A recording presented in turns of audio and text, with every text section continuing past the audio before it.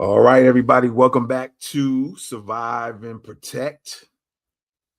And this one, I want to go over some things. Incident just happened yesterday at Old Dominion University. All right, some ROTC cadets or students. I don't know which one you want to say or what they were. Yeah, so let's just say ROTC cadets at Old Dominion University handed out a fade to a potential terrorist. And what I wanted to do was kind of go through the news and, see what we can learn from the information that we can obtain from what took place. All right. Recently I did the, I guess you could say the live training where we talked about active shooters, right? And I think this one will also kind of refresh some things that I talked about in the last video, I believe it was the live training that I did. All right. So what I'm going to do is pull up some information and pull up some video, and let's see what we can learn from this. All right. Let's see what we can learn from this situation here. All right, let's put that on full screen real quick. So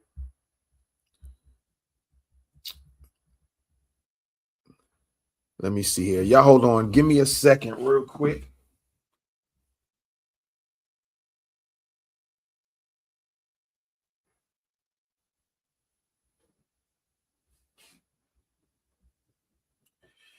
All right, let's get into it. So we had an Old Dominion, a gunman, and we're going to try to find out who he is here in a second.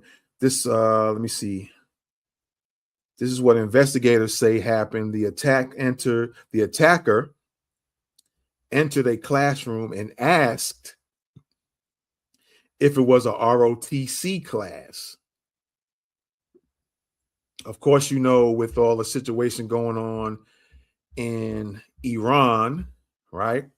The situations going on in Iran kind of seem like it's sparking some sleeper cells out of nowhere.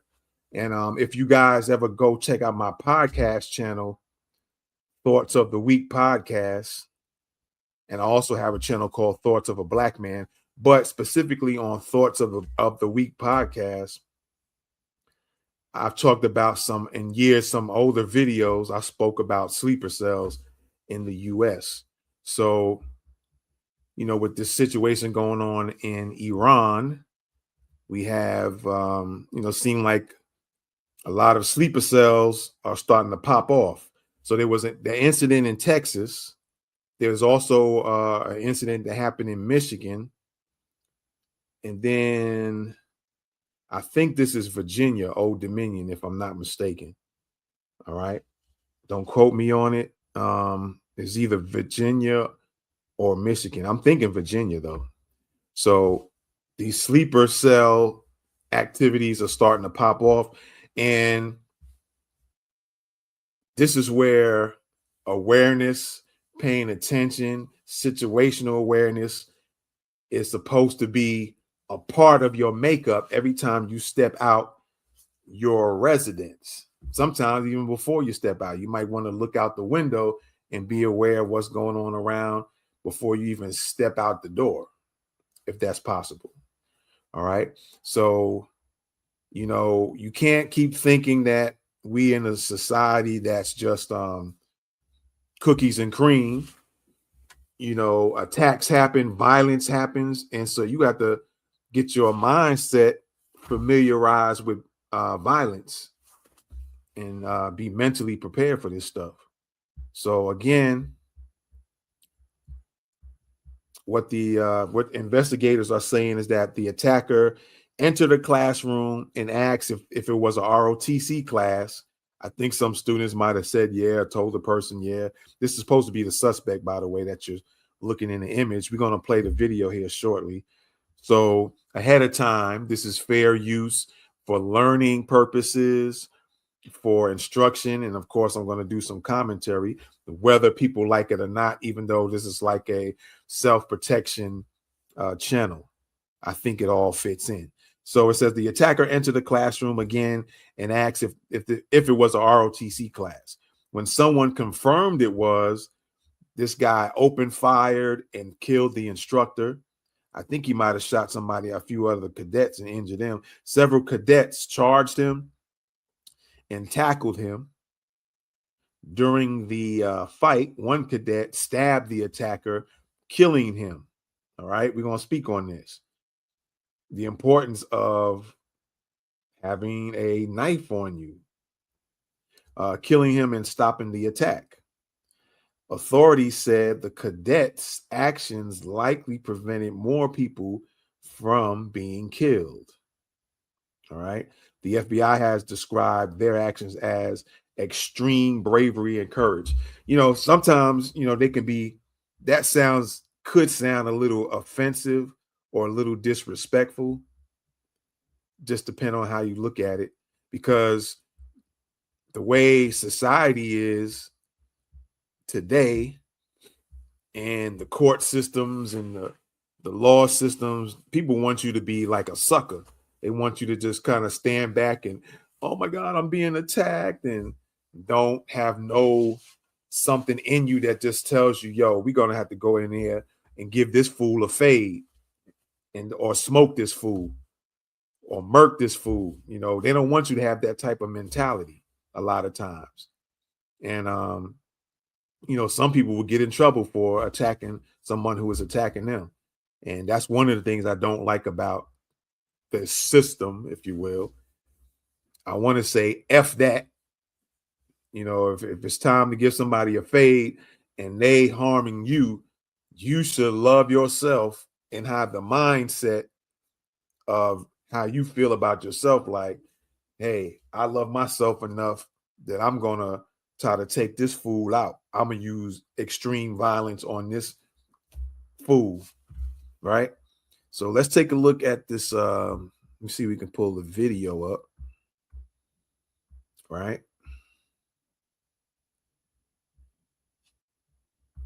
In other news, Georgia residents are going to be happy to hear this. It just came out. There's a new website where any Georgia resident, as long as you again with that frightening campus assault. All right. Hopefully, I hate when this thing does this. It's kind of weird, but there you go. It's on the screen. So let's take a listen, and I might stop videos, and then we might look at a second video and then kind of go over some things. I want to also say, I want to shout out to V-Arnest Jitsu, because I also learned from V-Arnest Jitsu. Shout out to Professor Dave and Shihan Kenny and the rest of the crew. One day I'm going to do a video about the different self-protection or self-defense systems. I learned some things from V-Arnest Jitsu being one of them as well. I recently, maybe it's probably been a couple of years. It's crazy how fast time flies.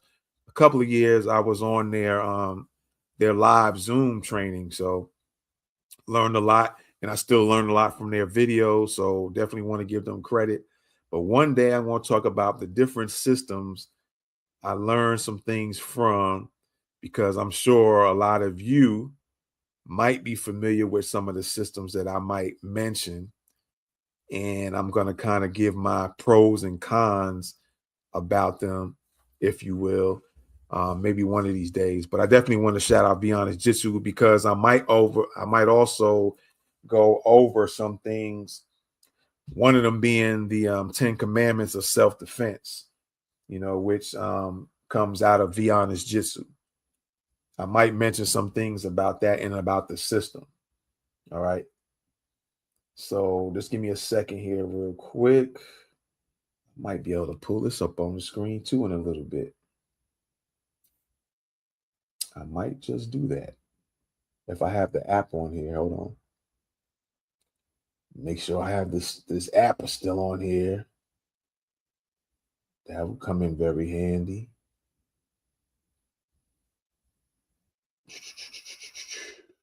There we go. I might just do that.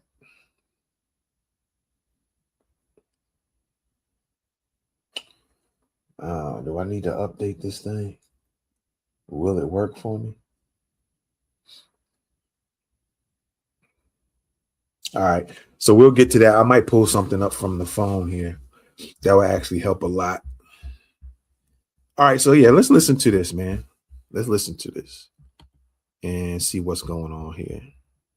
Again, with that frightening campus assault at Old Dominion University in Virginia, a gunman with known ties to ISIS entering a classroom and opening fire. Seconds later, students in that classroom taking decisive action to end the attack. Eyewitness News. Okay, it says that was one thing I think I read also, which I didn't read when from what I just read. Said he has a known ties to ISIS, and I think this guy was in the National Guard, and of course he's from another country. And let me see. I guess I can do that for right now. And whether a lot of you going to get mad or not, it doesn't matter. I'm not going to care one way or the other. Care if you get mad or not.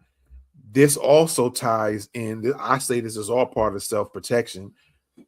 And what I'm referring to is how these guys are from other countries and they are allowed to get some type of citizenship here and they're not getting thoroughly checked. And that kind of goes to the fault of our system, our governmental system, who this guy was already, he's saying in the news, he was linked to ISIS. All right. He was linked to ISIS, and you still let this fool be a part of stuff, and you still allow this fool to be inside the country. All right. Get mad, put it in the comments, say what you got to say. But it's straight like that. You got this clown had some type of liking or some type of connection to ISIS. And then I don't know if it was before or after that, allowed to be in the National Guard. I think somewhere I read that he was allowed, that he was also in the National Guard. And you let this fool still infiltrate, knowing he was connection or had some connection or wanted a connection with ISIS. This is all part of self-protection in my book, or self-defense, if you want to use that word. That kind of self-defense word is kind of dangerous because it kind of makes you think like you got to wait for an attack first and then you can self-defend yourself, or then you can defend yourself after the attack, when there are times when you got to strike first, or you should attack first. Also known as attack the attacker first. So I'm not too fond about the word self-defense because it gives off a certain mindset. But this guy was already known to have some type of connection with ISIS. Makes you wonder what's really going on in our country and who's allowing this stuff to go down. It's like some people know who's who and they still allow. Ain't that something? Doesn't the FBI have something to do with that?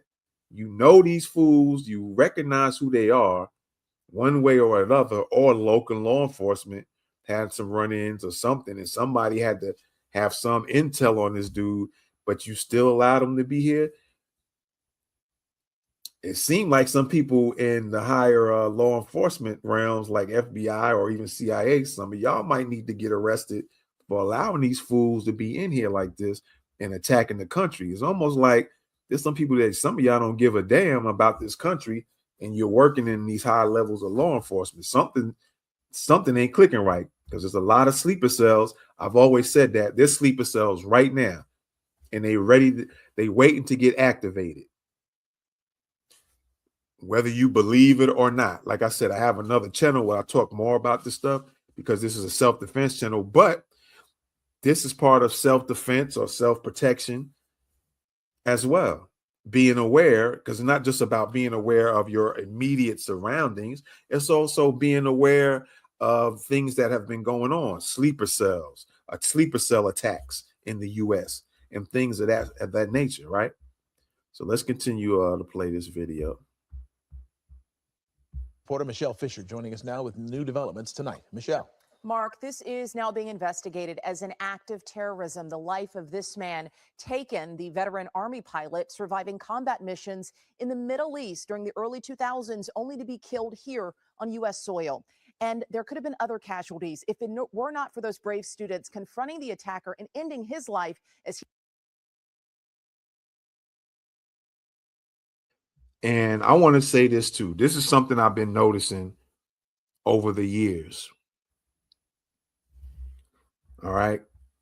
I don't think a lot of y'all know what profession I retired from, but I'm gonna say this. I've been noticing that when certain type of attacks come, even sometimes as your normal, quote unquote, normal type of crimes like robberies and stuff like that, when these military guys get robbed or some like these kind of terrorist attacks, for some reason, you find that a lot of soldiers or former military or maybe they current, they end up getting killed. And it makes you wonder, like, what's up with their training? You would think they would be the ones that get on top of things. A military person or a police officer or a retired FBI agent or whatever you want to call them, CIA operatives or officers, retired. You would think if they get involved in a situation, they could be out and about with family and friends and something like this could happen, or a truck flies by and starts mowing people over. You would think they would have more awareness, and then also, if need be, some type of hand-to-hand, empty hand skills, or they might have a weapon on them and use it. But it seems like a lot of military people get killed when they come back to the U.S. And you would think that they would have more skills and knowledge than the average person. I've been noticing that over the years, here and there, that's been happening. He tried to end theirs. Prior to him conducting this act of terrorism, he shouted, stated, Allah Akbar. Those words and then gunshots as a convicted terrorist targeted Old Dominion University in Norfolk, Virginia. All of a sudden we heard a commotion. A lot of people rumbling, starting to get up. We started running, and that's when we heard gunshots. Shots as a.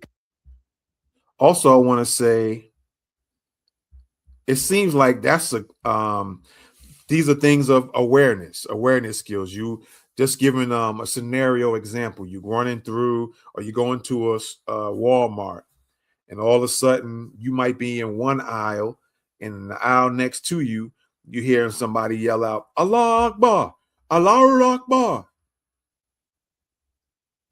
That seems to be a recurring thing with some of these terrorists. They'll start shouting that out. And that should key you in to something's getting ready to go down. You don't know if the dude has a bomb strapped to him. You don't know if that means after they say that, they're going to start going around shooting people, or they're going to go around, start stabbing people up, slicing them up. But that's part of your awareness, situational awareness, some people call it. Some people just say you're being aware of your immediate surroundings. Some people say just paying attention to what's going on around you. These are things you should kind of program into your mind, because that seems to be a thing over the years too, that a lot of these guys end up saying at some point. Right before attacking or during an attack, they'll say Allah Akbar. Need to be aware of stuff like that. All right. Prior to him conducting this act of terrorism, he shouted, stated, Allah Akbar. Those words and then gunshots as a convicted terrorist targeted Old Dominion University in Norfolk, Virginia. All of a sudden we heard a commotion. A lot of people rumbling, starting to get up. We started running, and that's when we heard gunshots. The FBI identifying the gunman as 36-year-old Muhammad Jallo, a former Virginia National Guard member. Around 10:45 Thursday morning, investigators say he calmly walked into a classroom on campus, asked if it was the ROTC, and when someone said yes, he shot the instructor several times. The student cadets fighting back. There were students that were in that room. we heard gunshots. The FBI. Now, the information I got, they're just saying Muhammad Jallo, but I think his full name was Muhammad Bailor or Bailor Jallo, Bailor Jallo, Jalloh, and of course the first name Muhammad. So that's the intel I got. All right. Identifying the gunman as 36-year-old Muhammad Jallo, a former Virginia National Guard member. Around 10:45 Thursday morning, investigators say he calmly walked into a classroom on campus, asked if it was the ROTC, and when someone said yes, he shot the instructor several times. The student cadets fighting back. There were students that were in that room that subdued him and rendered him no longer alive. I don't know how else to say it, but they basically were able to terminate the Now, threat. she didn't want to say what they did. He was not shot. The rampage left 2 students injured, one critically. A third victim who died, identified late today as U.S. Army Lieutenant Colonel Brandon Shaw, a veteran, a former Virginia. Now, she didn't want to say that because she said that the guy, that he wasn't shot. So what they do, stomp him out. But of course, I read in the information that someone stabbed him. So one of those cadets or all of them might have had a knife on them, or maybe just one of them had a knife, decided to carry a knife that day, which let's speak about that, how the importance of having a knife of some sort. Some people don't like guns and they don't want to carry guns, but you should have a weapon on you. And here's a perfect example of how having a knife on you helped to stop this terrorist turd. The importance of having a knife came into play here. So even if you don't carry a gun or you can't carry a gun, you should have some type of weapon on you. Although, and a lot of people don't think like this comes back to mindset. All right. Anything around you can be used as a weapon, but a lot of people in the heat of the battle or the heat of the moment will not think like that. And that's why you got to train yourself to recognize when you have weapons around you. I said I was going to create a course, and I think I'm going to go ahead and go along with doing that. It's been way past the time I should have been already had this course out about recognizing improvised weapons and recognizing weapons of opportunity. So to me, I think those are two different things. Improvised weapons and weapons of opportunity, to me, are two different things. And I think I'm going to go ahead and start that course and create that course. I think it's very important because the way stuff is going now, there are some of y'all who don't want to carry nothing for whatever reason. But I think this course will be very important to be able to, even if you don't have one, don't carry one, or didn't think about grabbing your knife that day or your gun that day for whatever reason. If you end up getting into something or getting a situation where you have to take somebody out or give somebody the serious fade and stop the threat, then this course will kind of show you how to recognize things around you. So I think I'm gonna go on with doing that. But the importance of carrying a knife came into play with this one. This Lexus says 2014 image of this guy. What I'm still kind of hung up on is the fact that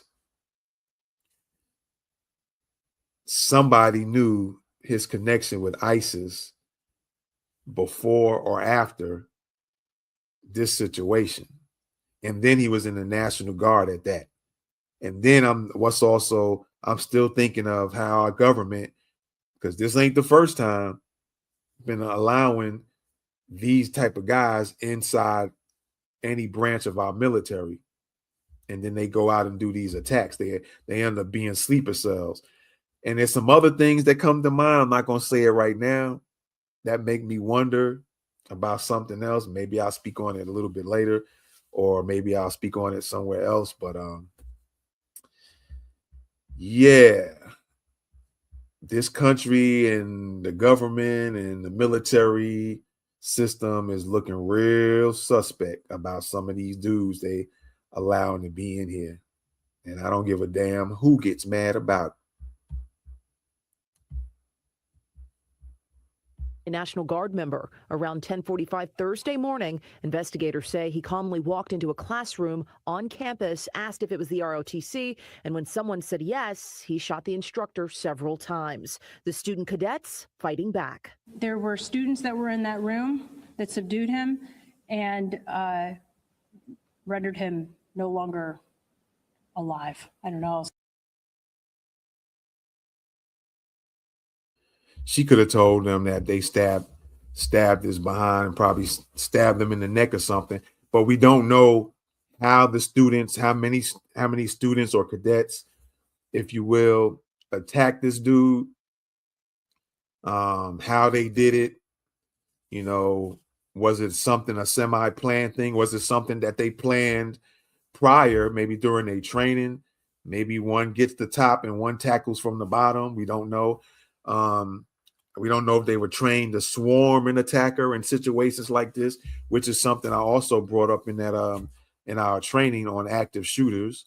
You need to go back and watch that video again, because I think it comes into play with stuff like this, and it's going to continue to be coming into play because these sleeper cells are not going to end. All right, there's going to be always some type of sleeper cells ready to get activated in the U.S.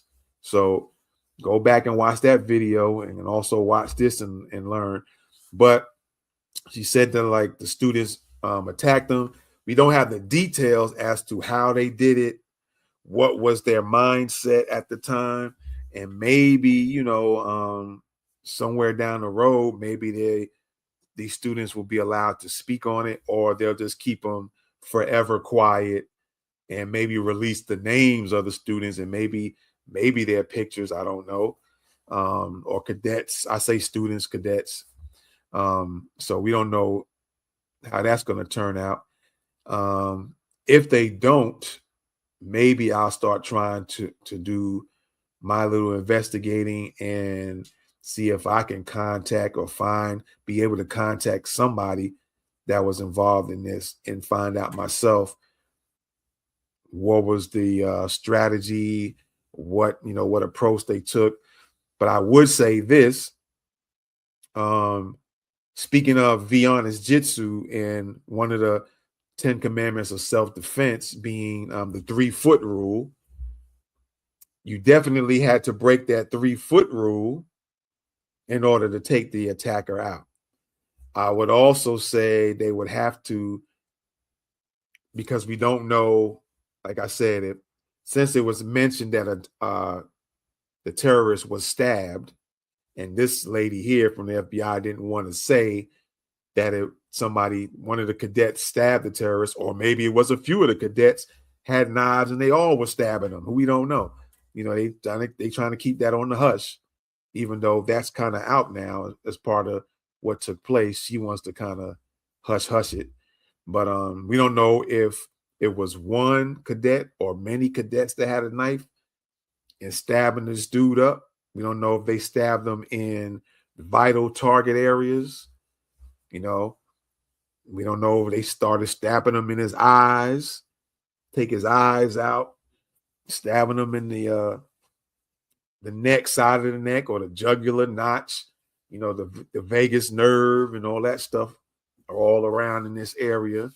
The heart, we don't know if they stab him in the heart, in the kidneys. You know, those are some very vital, in the ear, very vital places to go. You don't know, somebody rammed it up the dude's nose, because I would probably, after I'll stab him, I'll be stabbing him in the face, in the eyes, probably, most likely, and then ramming the knife and trying to split his damn nose in half. After that, after taking out the eyes, but probably taking out the eyes will automatically, you know, bleeding from it, then you can't see. That's probably could have killed them. But we don't know. All right. So I'm not going to say how, because we don't know. But those are some vital places to take a person out. All right. But she didn't even want to say they stabbed him. Ridiculous. To say it, but they basically were able to terminate the threat. So he was not shot? He was not shot. The rampage left 2 students injured, one critically. A third victim who died, identified late today as U.S. Army Lieutenant Colonel Brandon Shaw, a veteran Army aviator who was a professor of military science at ODU. Real quick, condolences to the family of this soldier right here. I don't know the circumstances of how. I don't know, maybe the guy shot him. I don't know if he was the instructor. Yeah, the instructor. I guess he was the instructor that's killed. I don't know what made the terrorist guy strike him or attack him first and then go after a couple of students. But also I want to speak on what the mindset could have been of the other students. Their mindset was to come in and attack as opposed to maybe trying to hide off or, you know, move out the way of some sort. Their mindset may have been to just go in. Maybe this guy was attacking while he was attacking one. They all decided to swarm him at different angles while his mind was focused on attacking the instructor or the other 2 students. That might have been the mindset. I would like to know what was going through their minds and what tactics or strategies they used. I definitely want to know that. That would be nice to know. And hopefully, maybe one of these news outlets or the FBI will tell that. A lot of times, that type of information will get filtered to police departments so they can get the information and learn, and the general public normally won't get that information. So, you know, maybe I can get that information if it ever funnels down to law enforcement, police departments. Maybe I can find out from somebody who knows somebody or knows of somebody, if they don't mind telling. Maybe I can find out that information at that point in time and maybe come back and do another video. Or like I said, if I can find out anybody who knows any of these cadets and maybe get an interview of some sort, even if it means they don't have to show their face on the screen, but they can talk. We can definitely fix that to do this here live and work that out, or record it. It doesn't have to be live. We're going to record it and then put it out later. But I definitely want to know, were they trained? Were they training for these type of things prior when this actually happened? What was the mindset? How was people thinking? Did something just kick in to automatically attack because maybe prior training? Or if they did not have any training, did something just within them made them say, like, it's time to just go in? And maybe if it was more than one of them attacking this guy, that they all didn't communicate with each other, but they just all at the same time acted. Or maybe one person started to make a move, which caused another person to go in. Sometimes you get that domino effect as well, right? So we just don't know. I would like to know that information for sure. Where he was also an alum. Our campus and our community have been truly shaken and forever impacted by this senseless act of violence. And in the wake of today's deadly attack, Mohammed Jallo's disturbing ties to terrorism have come to light. He was convicted in 2016 for attempting to provide weapons to ISIS for an attack on U.S. soil. He served 8 years of an 11-year sentence and was released in December of 2024. Mark? Michelle Fisher, thank you.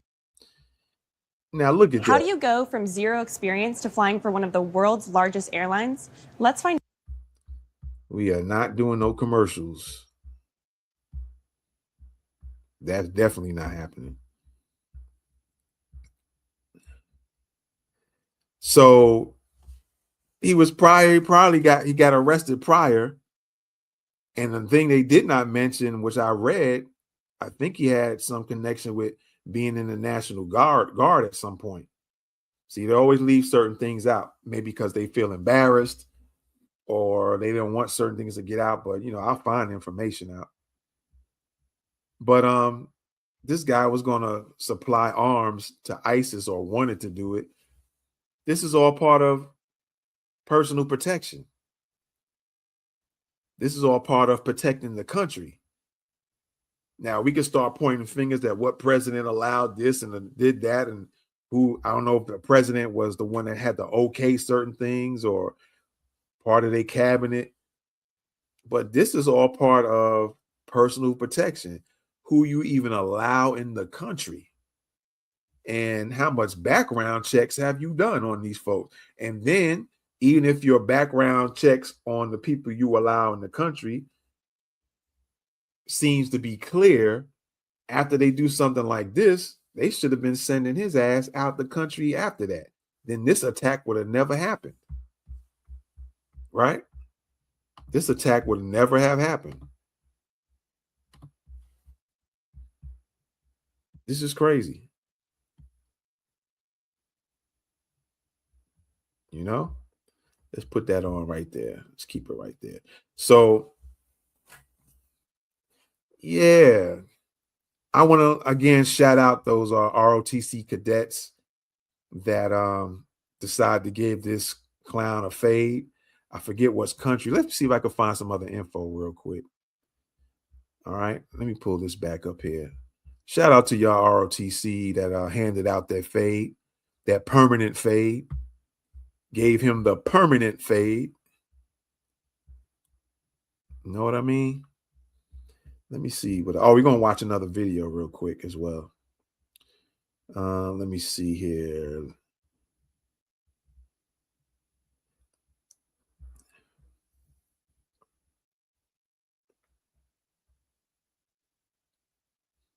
Okay.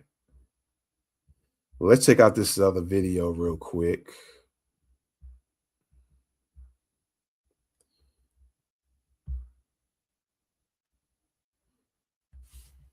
All right. And then, we'll get out of here after that.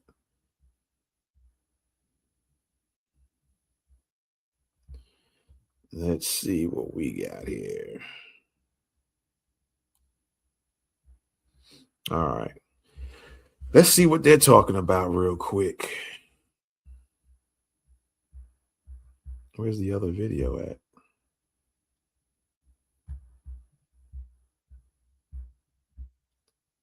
Okay, here we go.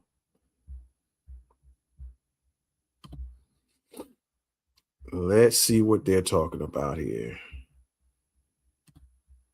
We now want to turn to Nicole Skanger covering the deadly shooting at Old Dominion University in Norfolk, Virginia.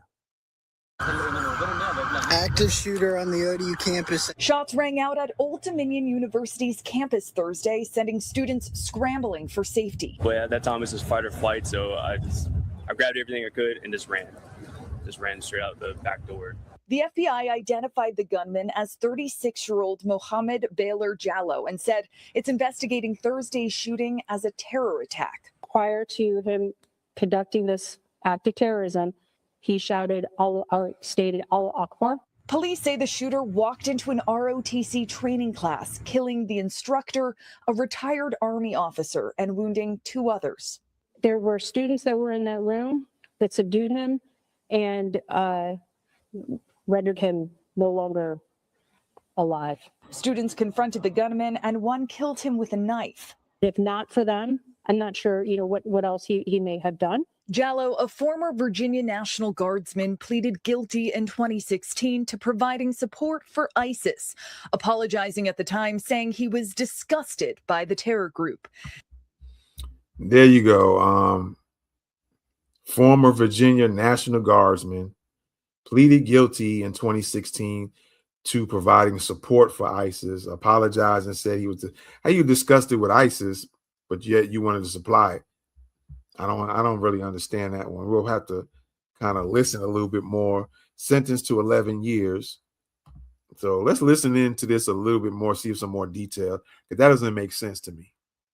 If not for them, I'm not sure, what else he may have done. Jallo, a former Virginia National Guardsman, pleaded guilty in 2016 to providing support for ISIS, apologizing at the time, saying he was disgusted by the terror group, and was sentenced to 11 years before being released early in December 2024. We confirmed that he was formerly a subject of material support to terrorism investigation. The FBI alleged Jallo wanted to carry out an attack like the 2009 ISIS-inspired attack at Fort Hood, where an Army major killed 13 and injured more than 30.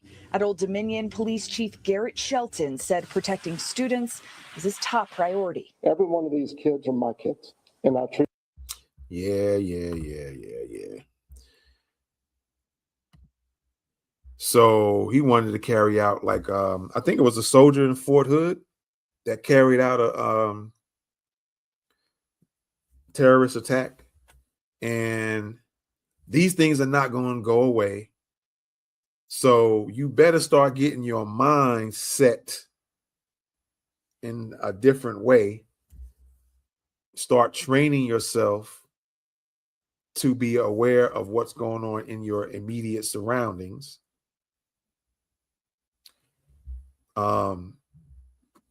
Be aware of people's movements that are right around you. It's something you kind of notice something at the side of your eye, instead of kind of noticing it in your peripheral, take a few seconds to turn and see, to make sure what maybe your peripheral was picking up, that it's not something dangerous. Because a lot of people do that too. They might, and some people say they have a feeling or something felt different, and the people are right around you, and you don't even bother to just turn and look. Whether you in a store, you at a gas station, you at the gas pumps, and something just kind of comes over you, and like, instead of it coming over you and just like, I'm gonna hurry up and get out of here, turn around and start looking. If you see, like I said, sometimes you could be pumping gas and you just might be kind of staring, maybe at the gas pump, or you just kind of looking aside, and you might have somebody might be going past you, and your peripheral vision picks that up on the side. Turn around and look and just make sure, okay, start watching their hands, as people walking by, to see what's in their hands. You pull up to a gas station, you see somebody kind of hanging out at the side of the building. As you pulling in, just take a look, glance at what they doing, right?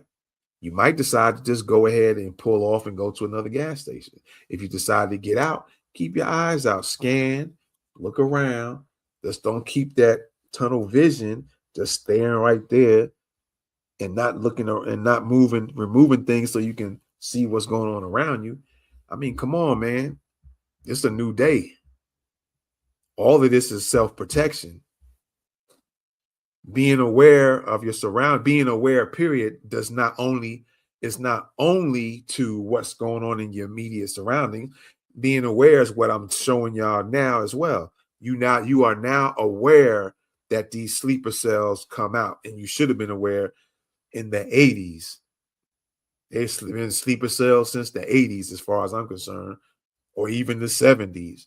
So part of being aware, and awareness as general, is being aware of the types of things that are going on. Even if it's not in your part of town, your state, your city, know that these things are going on. These school situations with these potential terrorists, they seem to come out from other countries. They seem to be part of a military. It also makes, I said I was going to mention this a little earlier. I wonder if some of these military bases are breeding these sleeper cells. Yeah, I said it. And I'm sure a lot of other people have the same thought. Some of these military bases were meant to breed sleeper cells. And then sometimes it's as experimenting, because you got scientists wanting to experiment at certain tactics, work on programming a sleeper cell, right? And they happen to be in the military. Why are these sleeper cells, or some of these sleeper cell attackers, allowed in the military, and then they go on and attack afterwards? is our military being infiltrated by ISIS members and other people from other countries, and they having the credentials to kind of be able to get in the military system or just getting into society in general. There's something fishy going on, and it don't smell good. All right. So yeah, like I said earlier, I was correct about what I read earlier. He had some connection with the National Guard, and then he was arrested, as you guys hear and seen, for supplying, or I don't know how you would be able to supply weapons to ISIS. I don't know how that worked. Was he supplying them in the U.S.? Was he? I don't know how would you be able to bring weapons outside on the airport and go across the country and do it? I don't know how was that working. What was the formula for that? Right? That's interesting. If not for them, I'm not sure, what else he may have done. Jallo, a former Virginia National Guardsman, pleaded guilty in 2016 to providing support for ISIS, apologizing at the time, saying he was disgusted by the terror group, and was sentenced to 11 years before being released early in December 2024. We confirmed that he. And just like I said on a side note, yes, I'm doing commentary as well, even if this is a self-defense channel. I'm still going to put my commentary in it, whether you like it or not. How can you have a dislike for him? When did the dislike come in for ISIS? I'm trying to figure that part out. Was it that maybe they didn't, I don't know if he was talking with members of ISIS and they decided they didn't want him as being a part of them, so he started getting upset because they wouldn't let him in the clique, if you will? How does that,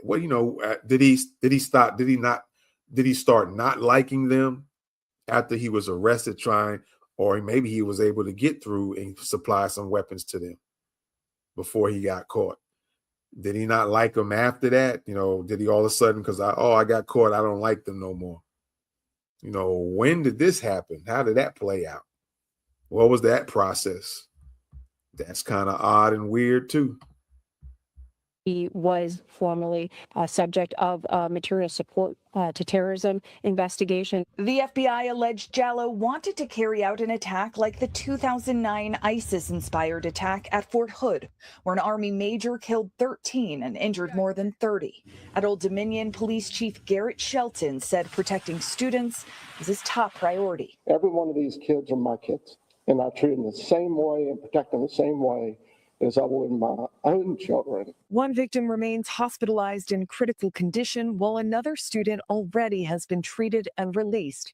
I'm Nicole Skanga. We're Phoenix Energy, a family-owned oil.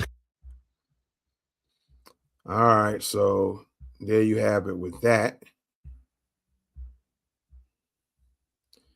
So yeah, the bottom line is you need to be aware of what's going on around you, because these things are not going to stop. These sleeper cells are not going to stop. They're going to be dormant and until they get that call, until they meet somebody at a restaurant and they give them the code word, and all of a sudden they program, all right, now it's time to attack. However that programming works with these sleeper cells.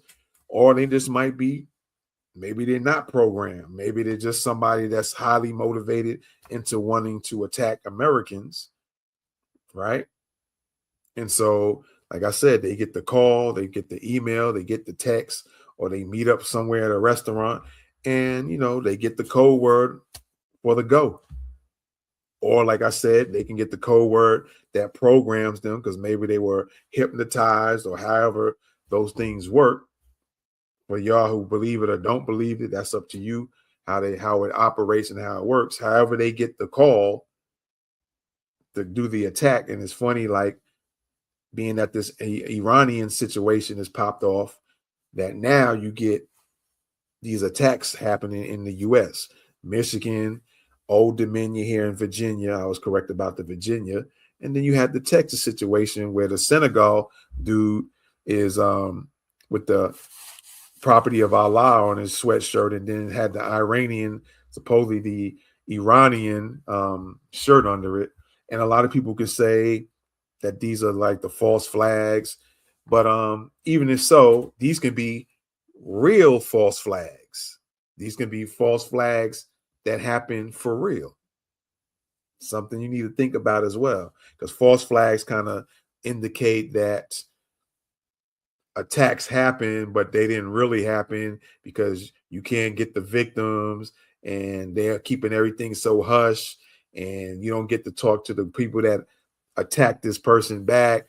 They keep everything quiet, so you never really find out the details. It makes people think that the incident didn't really happen because nobody else seen this person. He decided to go into a specific place, and it's just said that all these things took place, but that's it. But some of these universities supposed to have cameras, not supposed to, but might possibly have cameras.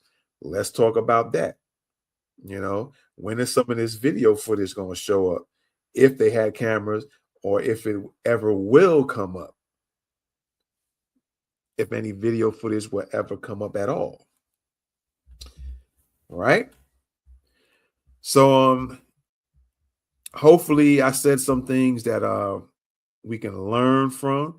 Like I said, because we don't have the actual ROTC cadets here or on video, speaking out. Maybe they'll have them in a few days. Again, like I said, they might never have it. But if one thing we can definitely learn based off of what was being said, we don't know if they swarmed this dude.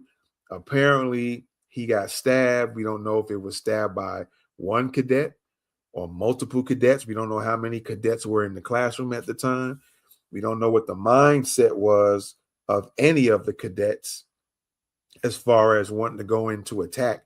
But what we do know is that they stabbed him. We don't know if he was stabbed in any vital areas of the body or just the pressure and the trauma, even if it was non-vital. But if it was a bunch of them stabbing him up everywhere, right? Face and the cheekbone, wherever, maybe all the trauma to the body is what could have killed him. Or they could have they might have been knowledgeable through the ROTC and learn these things. Maybe I'm not sure what ROTC teaches. If they even teach any type of hand-to-hand or empty hand or weapons at all, whether it's a knife, a ball bat, a stick, or a gun. Of course, they didn't have a gun, but we don't know what they were trained to know. So everything is kind of just taking guesses right now. But we do know this guy was stabbed. We do know in order to stab someone, you have to actually come to them, or if the person's coming to them to attack, at that time, they're attacking him at that point in time, whether you go to them or they go to you, or you hide somewhere, and at the right time, when that person comes close enough to where you're hiding, you jump out on them and attack them with the knife. Those are the three things that I can think of. You go to them, they go to you, or you hiding somewhere, and as soon as they get to a position to where you can get them, you'll jump out of where you're hiding and attack them. We don't know if somebody grabbed them from behind and then started stabbing them up, or stabbing them in the back of the kidneys or wherever. We don't know if any vital areas were struck in their knowledge of vital areas. But he was stabbed. Apparently, I'm gathering there were several people that jumped him at the time. So you have that dynamic, the dynamic of swarming an attacker when the time is right. He could have been reloading the gun, and while he's taking one of the mags, or some people call it clips, pulling out the gun, and before he switches to put a new one in, that might have been the opportune time that they went on and attacked him. That could have been. We don't know that's to be. Again, like I said, I'm kind of repeating myself just a little bit. Multiple people attacked them, so swarming might have been a thing that works. Stabbing them up, we don't know where that works. Also, that's also a thing where maybe you should start considering taking a knife and having one with you, and you don't need no big old long bladed knife. It doesn't take a long super blade machete length knife to be carrying with you. You can do damage with a 2-inch knife. A lot of people don't do that. So you always got these people out here who go out and buy the karambit type of knives with super long curve, or they get the long knife where it comes out. But I can tell you, I'll do damage to you or an attacker like that with a knife with just as long as this. I'm gonna just have my finger. It could be just this long right here. I can use just that length right there and take you out, take the attacker out. So you don't need no long knives. You just have one, cool, but you don't need it to take somebody out. It's being knowledgeable of, one of the things is being knowledgeable of vital points on the body. Another thing is your tactics, what you do, your training on how to use a knife. So that's part of it as well. All right. So we know those things. Also, just being aware, as soon as this dude came in and was like, is this a ROTC class? That should have been already raising radars, but then somebody said, well, yeah, sure. And then all of a sudden he pulled out. Also, I'm going to mention this is from my learnings from Viarnis Jitsu. One of the 10 commandments, motion causes motion. Now, let's explain that before I get out of here. Motion causes motion. He came in the class, and as soon as he came in, it should have been automatic, like, we don't recognize this dude. He's not one of us. He's not a student of ours, or he's not part of our group. That should have raised flags. Then when he asked the question, like they said he did, hey, is this the ROTC class? At that time, I'm sure he didn't have a weapon, but somebody answered yes. And then the moment he went for something, instead of waiting for him to go for it and then pull it out and then shoot and then attack him, the moment he started motioning to go for or it looked like to them that he's going for something, would have been the opportune time to motion to go after him. So that's that motion causes motion. Don't wait for the whole act to happen and then you do your motion or react to them. As soon as they make any subtle movement is the time that you make your movement. Motion causes motion. You don't ever wait for them to complete their motion. As soon as they start a motion, that's when you get started and do what you got to do. All right. So that's something also came to mind, is motion causes motion as well. All right. So, and then the 3-foot rule, I also mentioned, because you have to get inside the 3-foot rule in order to take this guy out. Or if this guy had a knife to attack everybody else, but he used the gun, so he didn't need to worry about violating the 3-foot rule, because that's a long distance weapon. I can stand back. I don't have to come up close to you to shoot you. But if he had a knife and he had to go violate the 3-foot rule at that point in time, and later on, I'll explain the 3-foot rule for those who don't know. I have a great way of explaining how to kind of judge a 3-foot rule. I said I was going to do a video on that. So now that I'm talking about it again, after I was thinking about it months prior, I'll probably do a video on that pretty soon as well. But so that's another thing, violating that 3-foot rule. Or the cadets took advantage of the 3-foot rule by violating the 3-foot rule on Muhammad, and knifing him up, slicing and dicing dude up. All right. So, so hopefully I gave you some pointers, some points regarding self-protection. And I'm gonna say it again. There are sleeper cells. There are dormant sleeper cells ready to get activated. You don't know the time and you don't know the place where they're going to get it popping. All right.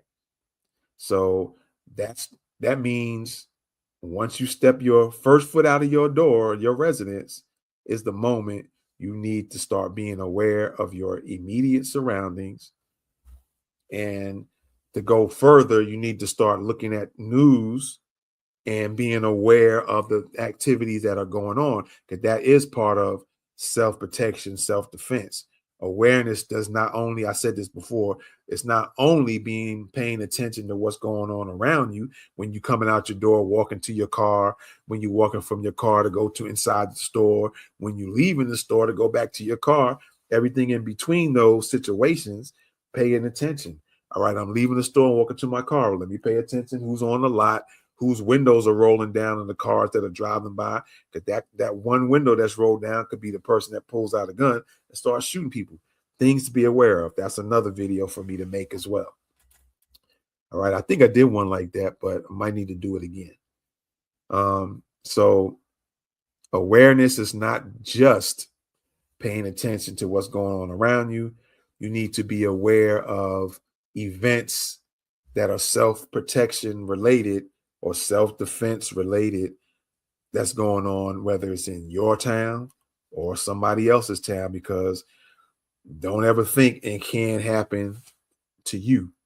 You know, where I'm living at, not exactly the location, but the city I'm in, July of, was it 2015 or 16 or 17?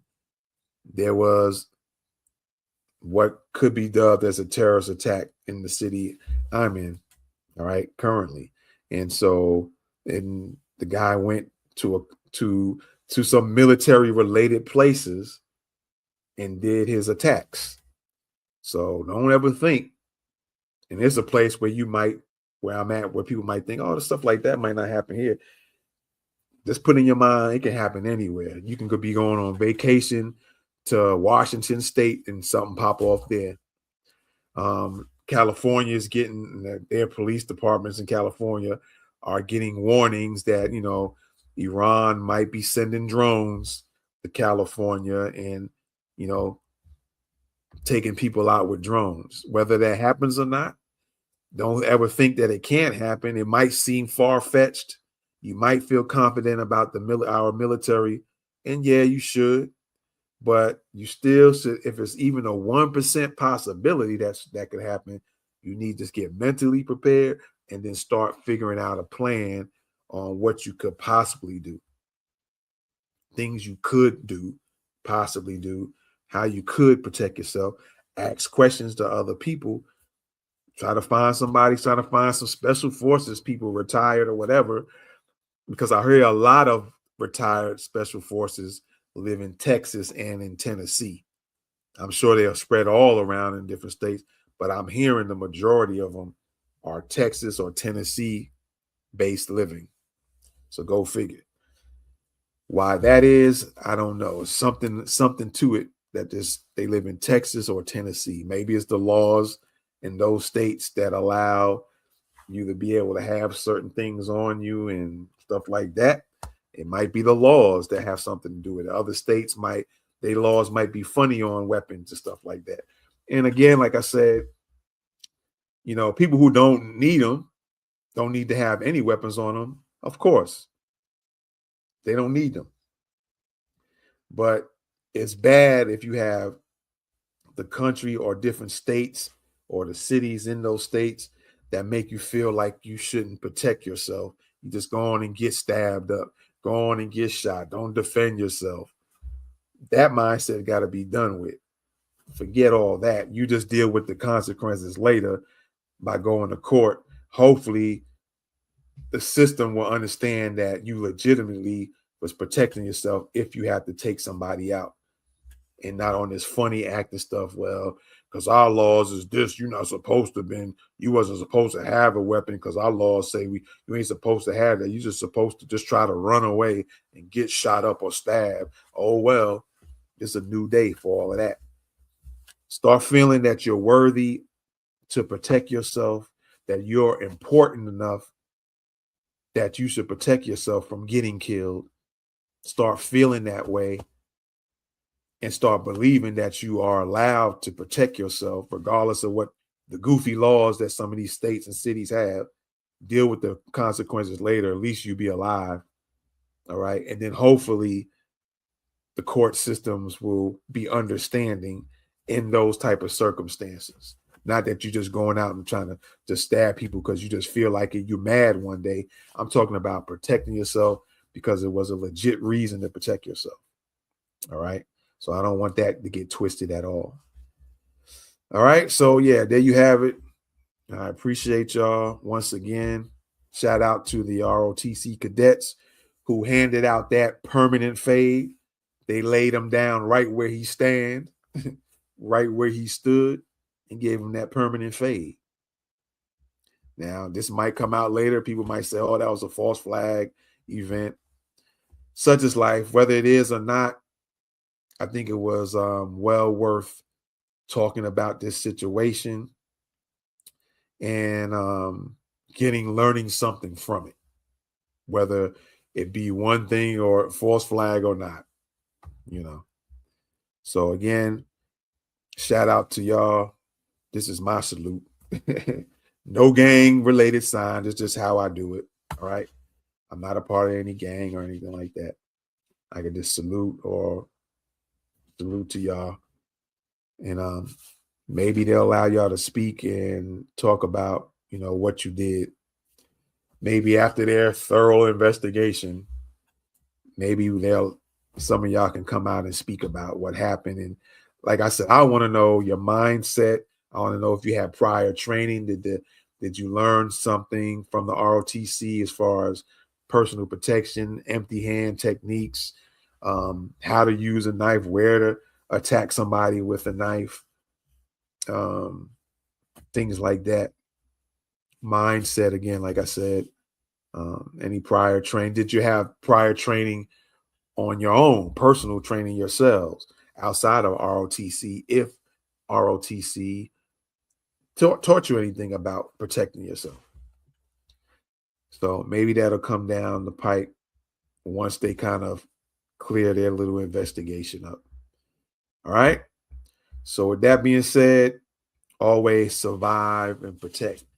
You got to survive in order to protect. You can't protect anybody else if you can't survive yourself. All right. I am out. Peace.